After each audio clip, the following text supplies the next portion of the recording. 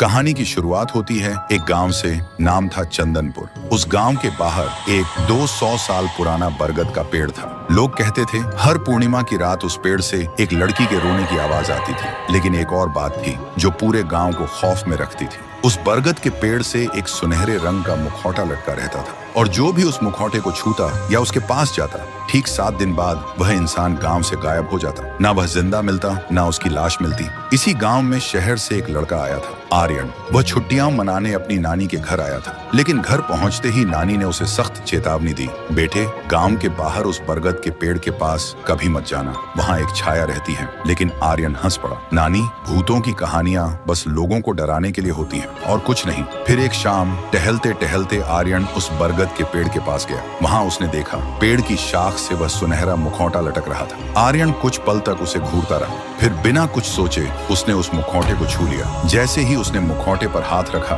हवा अचानक ठंडी हो गई और उसके कानों में एक लड़की की दर्द भरी चीख गूंज उठी। आर्यन घबरा गया और गांव की तरफ भाग गया। उस रात आर्यन को नींद नहीं आई। उसे लग रहा था जैसे कोई उसके कमरे के बाहर खड़ा हो जो चुपचाप उसे देख रहा हो।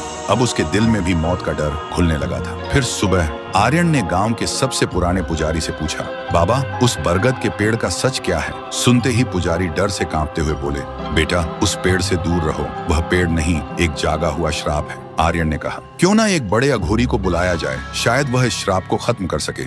उसी शाम गांव वालों ने एक अघोरी को बुलाया। पूरा गांव उस बरगद के पेड़ के पास इकट्ठा हुआ। लेकिन अघोरी ने जैसे ही मंत्र शुरू किया, अचानक उसका एक हाथ कट गया। अघोरी जमीन पर गिर पड़ा और डर से चीख उठा, यह कोई साधारण आत्मा नहीं है, वह इंसाफ चाहती है। यह कहकर अघोरी अपनी जान बचाकर वहां से भाग गया। अब पूरे गांव में डर और गहरा हो चुका था। लेकिन आर्यन के दिमाग में अब और भी ज्यादा सवाल घूमने लगे। अघोरी ने ऐसा क्या देखा और यह आत्मा इंसाफ क्यों मांग रही है? फिर जब सब लोग वहां से चले गए, आर्यन जान हथेली पर रखकर बरगद के पेड़ के पास झाड़ियों में छिप गया। रात धीरे धीरे गहरी होती गई और ठीक आधी रात को उसने देखा उस पेड़ के अंदर से एक लड़की बाहर निकली। वह लड़की बहुत खूबसूरत थी और उसने वही मुखौटा पहना हुआ था। उसी वक्त गांव का एक आदमी घबराकर गांव से भाग रहा था। तभी वह लड़की अचानक उसके सामने आ गई। आदमी डर के मारे चिल्लाने ही वाला था कि लड़की ने उसका सिर एक ही बार में चबा डाला और अगले ही पल वह लड़की हवा में धुआं बनकर गायब हो गई और वह आदमी तड़प तड़प कर वहीं जमीन पर गिरकर मर गया। ये देखते ही आर्यन का दिल